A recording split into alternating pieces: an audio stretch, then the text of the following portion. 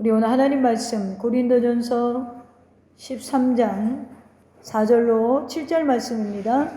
사랑은 오래 참고 사랑은 온유하며 시기하지 아니하며 사랑은 자랑하지 아니하며 교만하지 아니하며 무례행치 아니하며 자기의 유익을 구하지 아니하며 성내지 아니하며 악한 것을 생각하지 아니하며 불의를 기뻐하지 아니하며 진리와 함께 기뻐하고 모든 것을 참으며 모든 것을 믿으며 모든 것을 바라며 모든 것을 견디느니라. 아멘.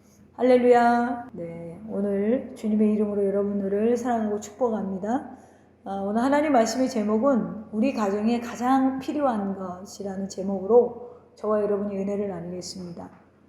오늘은 원래 교회력으로 부부의 주일이지만 가정을 중심으로 오늘 좀 설교를 해보려고 합니다. 그래서 우리 가정에 가장 필요한 것은 사랑이다. 이 사랑을 주제로 오늘 설교의 방향을 잡고 가정 구성원이 부모가 되었던 부부가 되었던 우리 가정에 필요한 것이 사랑이다 라는 것을 생각하면서 오늘 말씀을 좀 나누려고 합니다. 오늘 우리가 읽은 본문은 무엇이 사랑이고 무엇이 사랑이 아닌지를 굉장히 자세하게 표현한 구절이에요. 그러니까 여기에 속한 건 사랑이고 여기에 속하지 않은 건 사랑이 아니다. 이렇게 우리가 정의할 수 있겠죠. 고린도전서 13장의 별명이 뭐죠? 사랑장, 그죠? 그럼 고린도전서 12장은 무슨 장이에요? 은사장이에요. 그러면 바울이 12장에서 은사를 막 얘기하다가 갑자기 확 틀어가지고 사랑으로 왔어요. 그러고서 하는 말이 사랑이 그리스도를 보게 하고 이 사랑만이 끝까지 떨어지지 않는다 라고 이야기하는 거예요. 그러니까 8절에 보면 사랑은 언제나 떨어지지 아니하되 예언도 패하고 방언도 그치고 지식도 패하니라. 그래서 여기에서 사랑은 언제나 떨어지지 아니하되 이게 무슨 말이냐면 지금 여기에 이파리가 달려있잖아요. 이걸 이파리 꽃잎이라고 해야 되죠? 달려있는데 이게 안 떨어진다는 거예요. 근데 여러분 나뭇잎이 안 떨어져요? 떨어져요? 떨어지죠. 자연적인 현상은 떨어져야 돼요. 근데 사랑이 있으면 안 떨어진대요. 그리고 결론은 어떻게 맺냐면 11절에 보면 내가 어렸을 때는 말하는 것이 어린아이 같고 깨닫는 것이 어린아이 같고 생각하는 것이 어린아이 같고 장성한 사람이 되어서는 어린아이의 일을 버렸다라고 말해요. 성경은 예수님은 어린아이와 같은 믿음이 되라고 했지 계속 어린아이로 있으라고 하는 게 아니에요. 장성해야 된다는 거예요. 신앙이 어린아이로 있으면 생각하는 게 뭐라고요? 어린아이 같대요. 왜요? 깨닫는 게 어린아이 같으니까. 지금 제가 얘기하는 게 아니고 11절에 얘기하고 있죠. 그러니까 13장 전체가 사랑에 관한 이야기인데 우리가 사랑도 점진적으로 커져간다라는 걸 우리가 이 13장을 보면 유추해 볼 수가 있죠. 처음에 작았지만 점차 커진다라는 거예요. 그런데 아무리 은사가 있어도 지금 말하는 거예요. 예언도 패하고 방언도 그치고 지식도 패하지만 사랑이 있으면 그리스도에게서 떨어지지 않는다는 거예요. 그러니까 우리가 신앙생활 하면서 뭐가 중요해요? 주님을 사랑하는 게 중요해요. 봉사하고 헌신하고 하나님 앞에 뭔가를 드리고 이것도 되게 중요한데 가장 기본은 우리가 주님을 사랑해야 돼요. 은사가 중요한 게 아니에요. 은사를 나타내는 게 중요한 게 아니라 사랑이 있어야 언제까지나 떨어지지 않아요. 왜 그래요? 사랑이 있어야 11절에 봤을 때 어린아이 같지만 나중에는 장성한 사람이 되어서 이 어린아이의 깨달음, 어린아이의 일을 버렸다라고 이야기하고 있죠. 그래서 지금은 어린아이 같아서 12절에 보면 우리가 거울로 보는 것 같이 희미하나. 근데 여러분 거울이 희미한가요?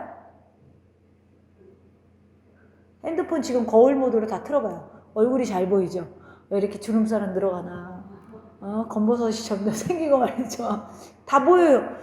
눈곱도 있고 머리도 좀 흐트러진 것 같고 다 보여요. 근데 거울로 보는 것 같이 희미하대요. 지금 거울을 생각하면 이 본문이 해석이 안 되죠. 그러면 이 당시에 배경을 좀 보면 고린도 전서는 누구에게 쓴 거예요? 고린도 교회에 쓴 거잖아요. 그러니까 고린도 지역의 특산물이 뭐냐면 거울이에요. 그런데 무슨 거울이냐면 우리가 지금 들어오면서 달려있는 그런 거울이 아니라 구리 거울이에요. 그러니까 고린도 지역의 특산물이 구리 거울인데 여러분 구리 거울을 보면 얼굴이 잘 보이겠어요? 우리 찍을 때? 안 보이죠? 안 보여요.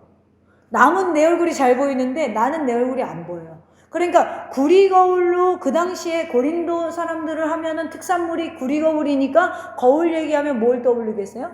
구리 거울을 떠올리겠죠. 그러니까 너네들 거울을 봤을 때 네 얼굴이 희미하지? 이게 이해가 되는데 우리한테 지금 거울로 보는 것 같이 희미하나? 그러면 우린 다 보이는데? 그러니까 이해가 안 되죠? 그러니까 이건 여기에는 구리 거울이에요. 구리 거울 이렇게 써놓으면 좋죠. 고린도 지역의 특산물이 구리 거울이에요. 그래서 구리 거울을 보는 것과 같이 희미하대요. 누가요? 예수님이요. 그때는 얼굴과 얼굴을 대하여 볼 것이요. 그러니까 구리 거울도 내 얼굴을 못 보지만 지금 제가 우리 최 집사님이랑 얼굴과 얼굴을 맞대고 있으면 뭐가 보여요? 우리 최 집사님 얼굴이 다 보이죠. 그리고 최 집사님은 제 얼굴이 다 보이죠. 그런 것처럼 내가 지금은 부분적으로 하나 그때는 주께서 나를 하신 것 같이 내가 온전히 알리라. 누구를 안다는 것이죠? 언급되어 있지 않지만 예수님을 말하는 것이죠. 그러므로 13절에 그런즉 믿음, 소망, 사랑 이 세 가지는 항상 있을 것인데 그 중에 제일은 사랑이라. 왜요? 이 사랑이 있으면 8절로 다시 갑니다. 예수님께 떨어지지 아니하니까. 그러니까 여러분 가장 중요한 건 뭐라고요? 사랑이에요. 예수님을 사랑하는 거예요. 여러분 우리가요 사랑은 성령으로부터 온 성령의 열매인데 가장 귀한 모범은 예수 그리스도시죠. 그래서 우리는 주님을 사랑함으로 어디까지 장성하게 해야 되나요? 베드로후서 1장 4절에 보면 신의 성품, 옛날 성경에 보면 신의 성품으로 되어 있어요. 개역 한글로 보면 신의 성품, 그러니까 그리스도를 닮아가는 데까지 자라나가야 된다라는 것이죠. 그 가장 강력한 속성이 뭐예요? 그리스도의 강력한 속성, 하나님의 가장 강력한 속성은 첫 번째는 사랑이에요. 그래서 우리가 이것이 지금은 어렵고 힘들지만 왜요? 부분적으로 보인잖아요. 구리 거울을 보는 것처럼 부분적으로 보이나 우리가 끊임없이 주님을 사랑하고 삶 속에서 사랑을 실천하면 그때는 얼굴과 얼굴이 맞대는 것처럼 하나님의 마음을 알게 되는 자가 된다라는 말을 지금 하고 있는 것입니다. 그렇다면 이렇게 가장 하나님과 닮은 성품, 사랑을 우리의 가정에서 가장 중요하고 필요하다라는 걸 우리가 이제는 감이 오시죠? 할렐루야? 그러면 여러분 우리가 부부간에 어떻게 사랑해야 될까요? 연애할 땐 다 좋잖아요. 눈곱도 떼어줘. 그러다 어느 날 눈곱이 있으면 야 발등에 떨어져서 발등 깨지겠다. 그렇게 된단 말이에요. 왜요? 육체적인 사랑은요 한계가 있어요. 오늘 그 비밀을 얘기해 줄 거예요. 왜요? 지금 바울이요 교회와 가정을 같이 끌고 가고 있거든요. 이걸 잘 얘기를 안 해주니까 사람들이 신앙이 온전한 사람과 결혼해야 된다는 걸 몰라요. 정말 여러분이 죽을 때까지 사랑받고 싶으면 신앙심이 좋은 사람이랑 결혼해야 돼요. 왜 그런 줄 아세요? 주님을 사랑해서 끝까지 떨어지지 않거든요. 나를 사랑하는 것이 아니라. 여러분 이렇게 부부간에도 육체적으로 사랑하면 얼마 못 가요. 왜요? 우리 몸은 변하잖아요. 그리고 항상 우리 육체는요 새로운 걸 원해요. 그러니까 여러분 연예인이 죽을 때까지 인기 있는 연예인 봤어요? 얼굴을 먹고 사는 직업인데 그렇잖아요. 달란트 생긴 거 이런 자기 어떤 예능의 기질로 먹고 사는 직업인데 이게 오래 못 가요. 몇 년 지나면 사람들이 실직 내요. 왜 그래요? 우린 그 사람들을 외모만 보고 판단하고 좋아하고 그 연기에 좋아하는 부분이 외모적인 게 있기 때문에 그래요. 그래서 이 외모는 영원하지 않습니다. 그리고 부모 자녀 간에 그럼 어떻게 사랑해야 될까요? 오늘 이것을 우리에게 묻는다면, 저에게 묻는다면 첫째로 서로의 입장을 바꿔서 사랑해라. 자, 서로의 입장을 바꿔 생각해 보라는 거예요. 우리가 싸우는 이유가 뭐냐면 상대방의 입장이 어떤지를 생각하지 못할 때 오해가 생기고 싸움이 나요. 그런데 서로 상대방 중심으로 생각하며 살아가는 가정은 싸움이 날 일이 없어요. 상대방 중심으로 생각하면 싸움이 안 나요. 자기 주장이 강한 배우자랑 살면 계속 싸우거나 한쪽이 져줘요. 그럼 안 싸우긴 해요. 져주니까. 근데 여러분, 져주면서 따라가면 그 마음이 편해요? 계속 상처받고 있는 거예요. 요즘 여성들이 그 답정열함에 답이 이미 정해졌대. 답정열에. 그러니까 물어보는 것 같아도 답이 이미 정해졌다는 거예요. 저도 좀 그렇더라고. 저희 극하게 끄덕이시는 분 있죠? 네. 그런데 근데 이게 따라오다 보면 맞춰주는데 상처를 받아요.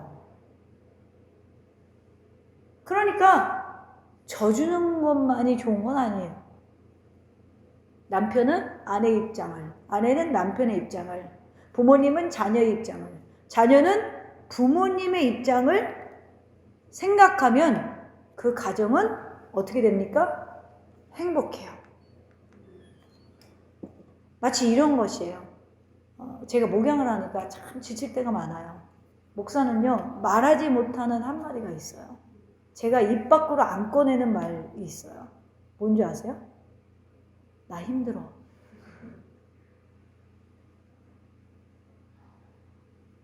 이건 하나님한테만 하지 누구한테도 못해. 나를 이해를 못하니까. 어디 가서 내가 내 마음을 속 편하게 내 마음 좀 알아줘 이렇게 얘기를 못하는 직업이 목사예요. 내가 우리 최우태를 붙잡고 우태야 목사님 마음 좀 알아줘.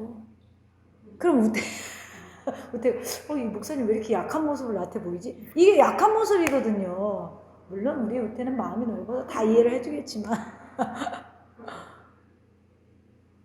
그런 마음으로 때로는 집에 들어갔을 때 굉장히 힘들잖아요.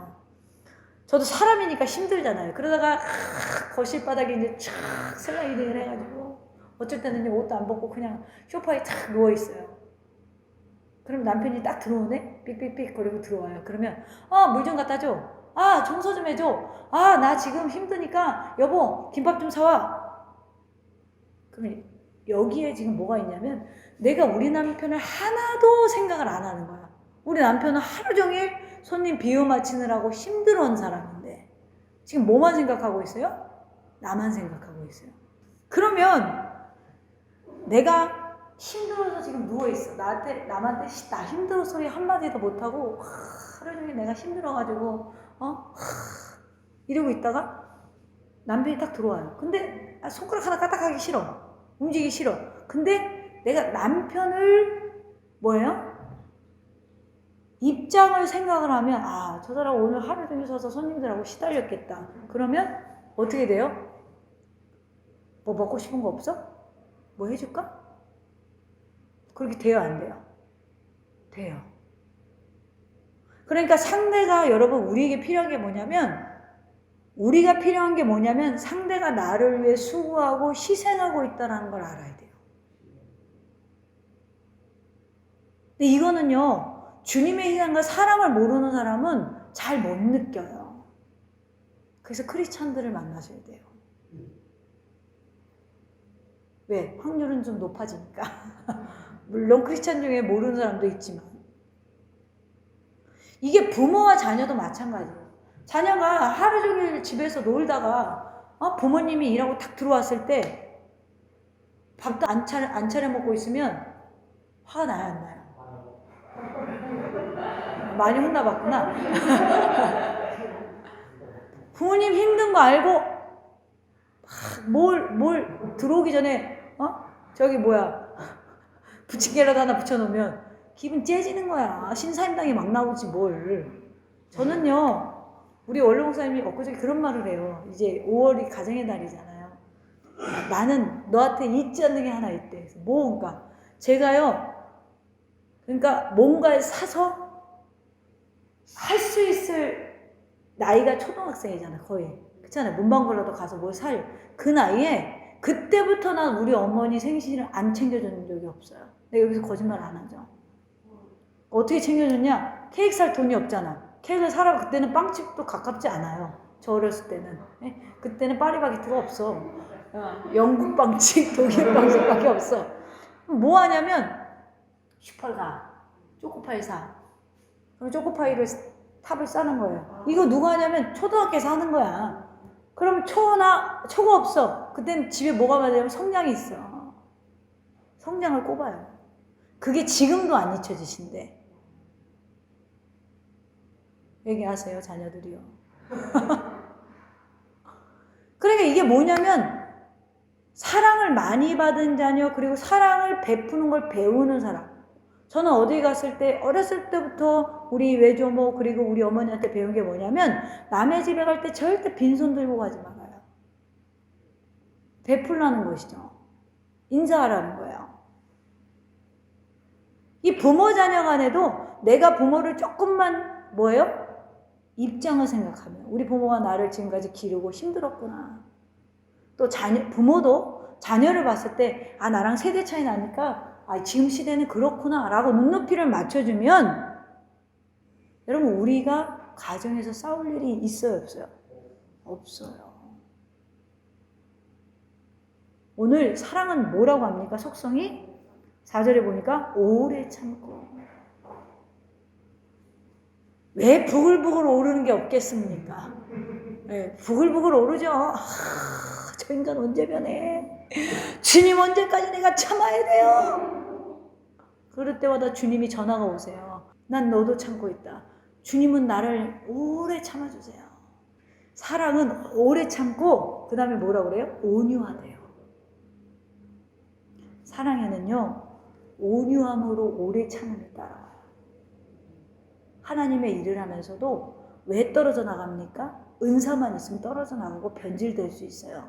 왜 은사자들이 타락하는 줄 아세요? 확률이 높은 줄 아세요?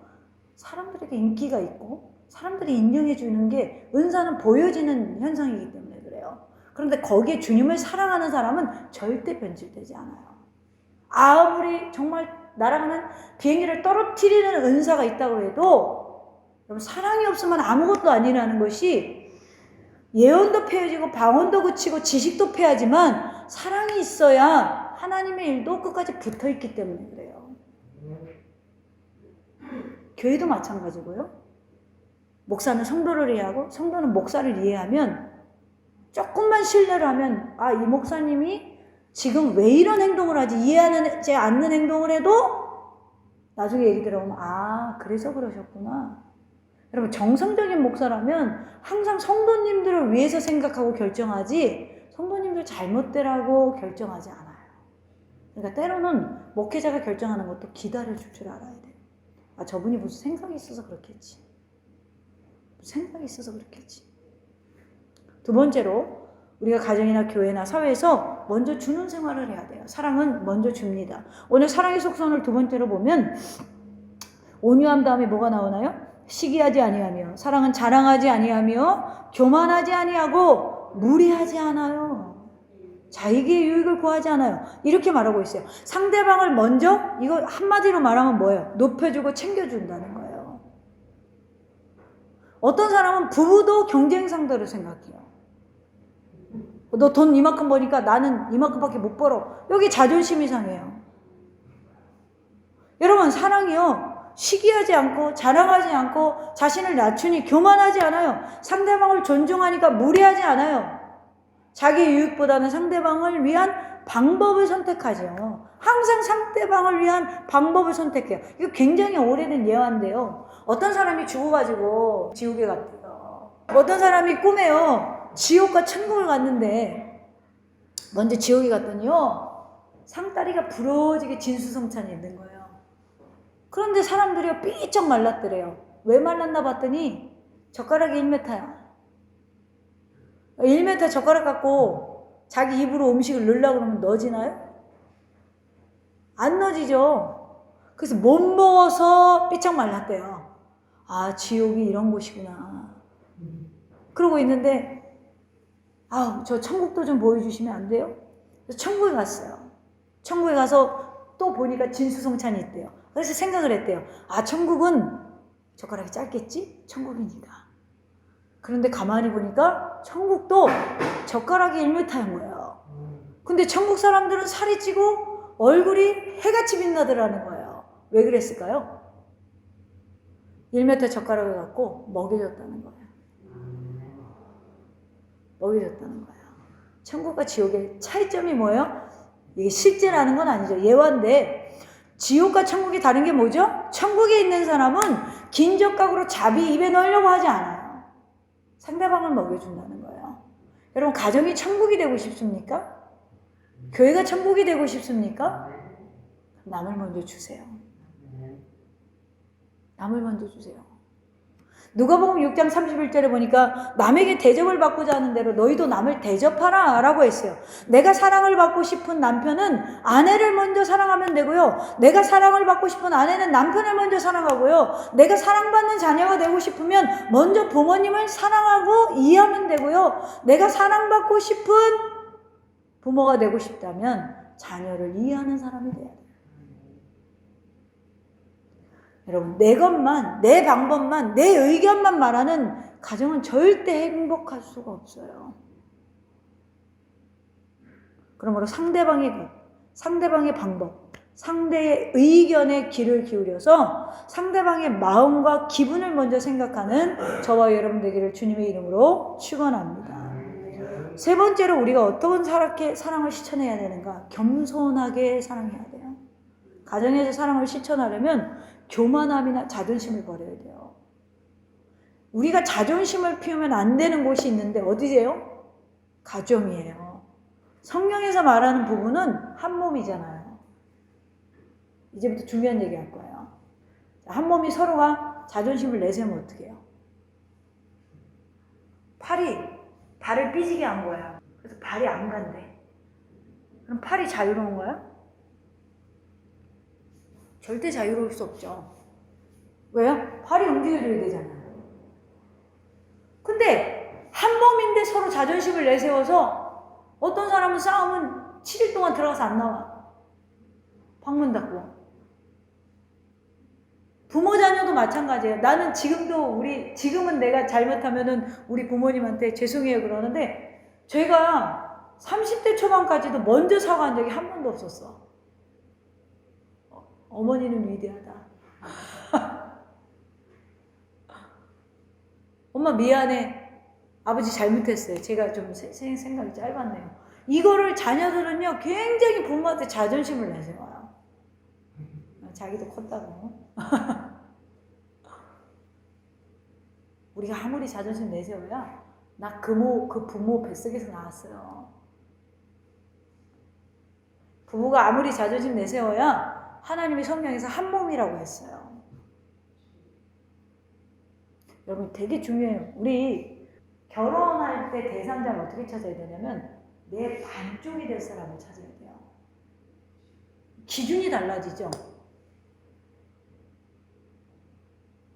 그러니까 그 사람으로 인해서 내가 뭔가가 세워지고 그 사람으로 인해서 내가 부족한 것이 그 사람으로 인해서 채워지는 대상. 가장 좋겠죠.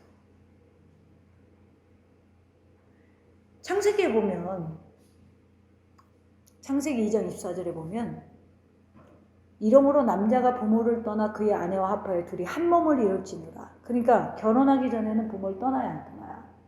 결혼하기 전에는 나의 결정권이 아직까진 부모에게 있는 거예요. 이걸 넘어가면 안 돼요. 그러니까 남자가 부모를 떠나 그의 아내와 합하여 둘이 한 몸을 이룰지니라. 그래서 저는 결혼하면 바로 한 몸이 되는 줄 알았어요. 할렐루야. 근데요, 한 몸이 돼요? 안 돼요. 여러분들 부모님들 생각해봐요. 한 몸이 돼요? 안 돼요. 우리는 한 개개인의 어떤 캐릭터가 있는 한 생명이란 말이에요. 근데 이게 둘이 만나서 하나가 돼야 되잖아요. 그러니까 서로 깎이는 시간이 필요해요.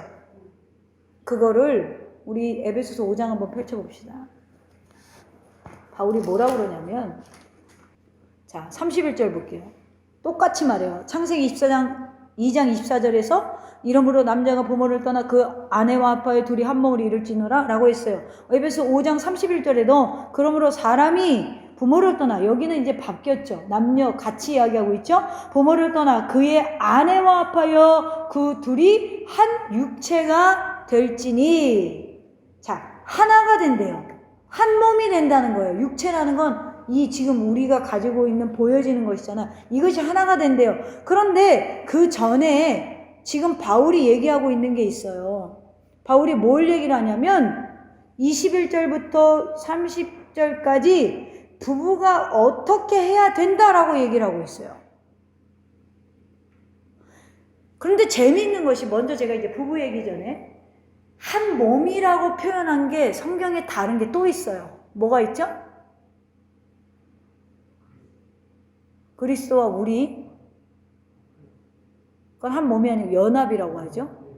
그런데 성경에서 한 몸이라고 똑같이 이야기한 부분이 있어요. 로마서 12장에 가보면 우리가 한 몸에 많은 지체를 가졌으나 모든 지체가 같은 기능을 가진 것이 아니니 이와 같이 많은 사람이 그리스도 안에서 한 몸이 되어 서로 지체가 되었느니라. 이게 어디예요? 교회예요. 그러니까 교회와 가정은 떨어지는 게 아니에요. 우리에게 주신 은혜대로 받은 각각 은사는 다르나 혹 예언이면 믿음의 분수대로 섬기는 일이면 섬기는 일, 혹 가르치는 자면 가르치는 일, 혹 위로하는 자면 위로하는 일로, 구제하는 자는 성실함으로, 다스리는 자는 부지런함으로, 긍휼을 베푸는 자는 즐거움을 할 것이다. 이게 교회 안에 다 역할이 다르다는 거예요. 그런데 많은 사람이 그리스도 안에서 한 몸이 되어 서로 지체가 되었느니라.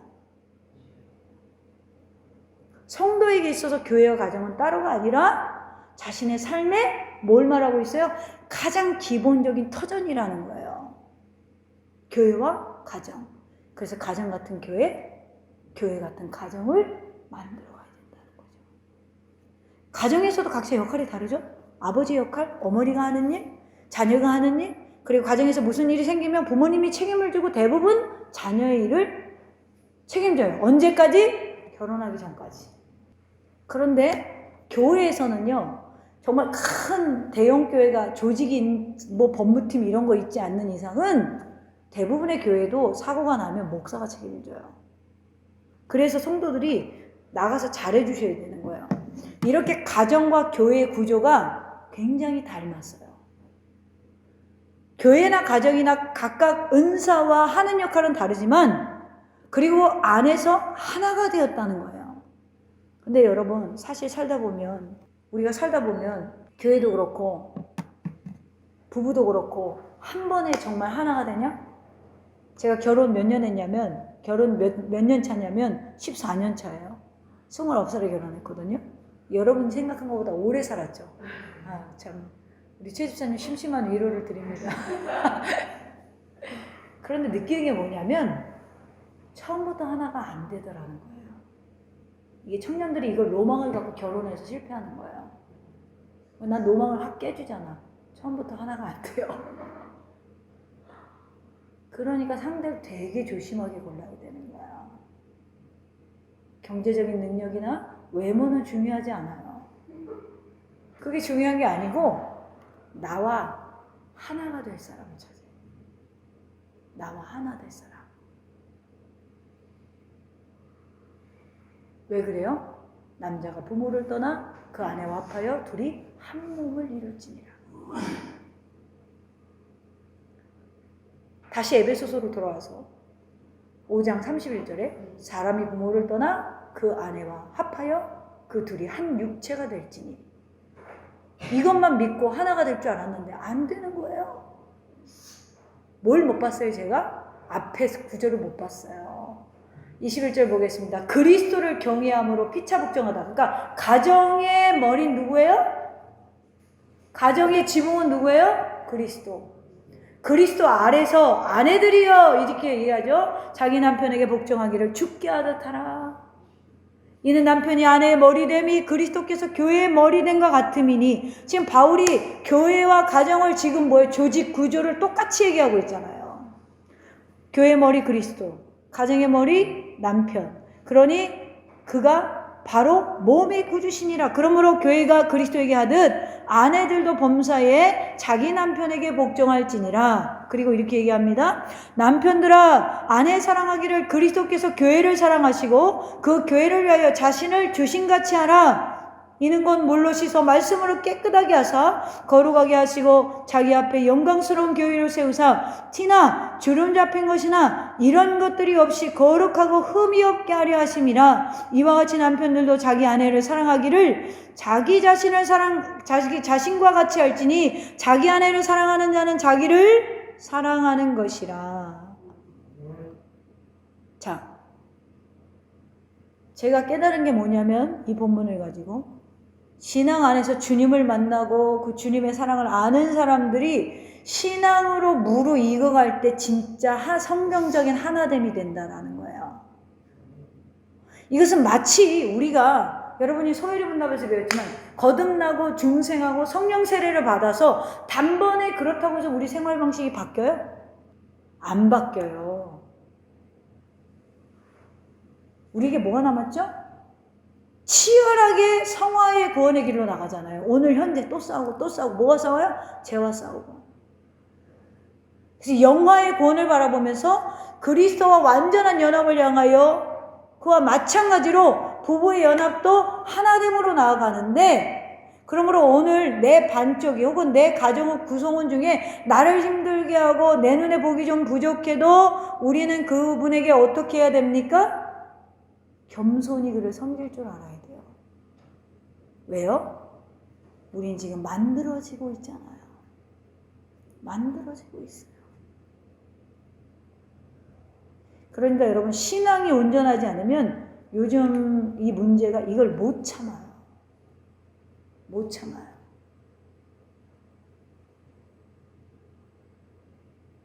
그러므로 오래 참음으로 나를 높이지 않고 성내지 아니하며 사랑하시기를 축원합니다. 마지막으로 우리가 사랑을 어떻게 실천해야 되는가? 긍정적인 눈으로 상대를 바라봐줘야 돼요. 마지막으로 우리는 사랑의 속순을 오늘 고린도전서 13장으로 돌아가서 7절에 보면 모든 것을 참고 모든 것을 믿고 모든 것을 바라고 모든 것을 견디느니라. 할렐루야. 이런 말이 있어요. 고슴도치도 제 새끼는 이쁘다. 사랑의 눈으로 보면요, 모든 게 좋게 보인다는 거예요. 그러니까 이게 가장 강한 속성이 부모님이에요. 자녀를 바라볼 때. 우리의 아내와 남편도, 교회 안에 다른 지체도 우리는 어떻게 해요? 긍정적인 눈으로 바라봐줘야 돼요. 그러니까 어떤 사람은 10%의 장점과 90%의 단점을 가지고 있어요. 그럼 뭐가 보여요? 단점이 보이죠. 그게 정상이에요. 근데 신앙이 있고 하나님을 사랑하는 사람은 어떤 눈으로 투영하나요? 그리스도의 사랑으로 투영하잖아요. 그러니까 10%의 장점을 살려준다고요. 그러니까 내가 10%의 단점을, 90%의 단점과 10%의 장점을 가지고 있다면 이 단점을 보강해 줄 사람을 만나야 된다는 거예요. 사랑의 눈으로 보고 긍정적인 부분을 봐주면 상대방이요, 우리를 실망시키려고 하질 않아요. 예수님은요, 자신을 배신하고 저주하고 도망간 베드로에게 부하로 제일 먼저 찾아가서 이 나쁜 놈의 새끼야, 그랬어요? 내가 나를 사랑하느냐? 너 나 배신했지? 내가 그렇게 가르쳤어? 그러지 않으셨어요. 내가 나를 사랑하느냐? 주님 베드로 속에 뭘 보신 거예요? 자기 자신보다는 예수님을 사랑하지 않았지만 그래도 그 속에 예수님을 사랑하는 마음을 본 거예요. 그래서 3번이나 질문을 하시죠. 뭘 깨워주기 위해서? 베드로가 예수님을 사랑했던 사랑을 회복하기 위해서. 내가 나를 사랑하느냐? 내가 나를 사랑하느냐? 내가 나를 사랑하느냐? 그래? 주님, 내가 주님 사랑하는지 아시잖아요. 이 사람들보다 네가 나를 사랑하니? 점점 사랑을 끄집어내 주세요. 뭘로? 사랑과 용서로. 그 안에 뭘 본 거예요? 가능성을 보신 거예요.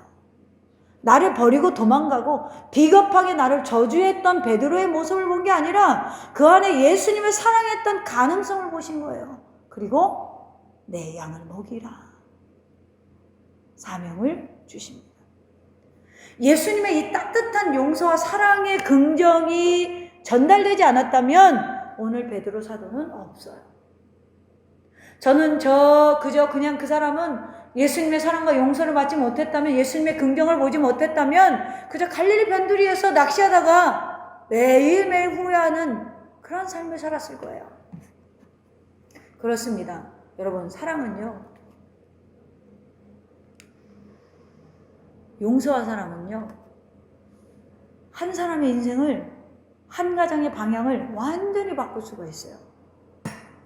오늘 이 사랑의 속성에 대해서 깊이 생각해 보시기를 바랍니다. 우리 더샘의 가정이 한 몸으로 연합되어 가고, 우리 더샘 공동체가 주님의 한 몸으로 연합되어져 가는 그 하나됨의 은혜가 더샘교회와 여러분의 가정과 여러분의 장래에 있기를 주님의 이름으로 축원합니다.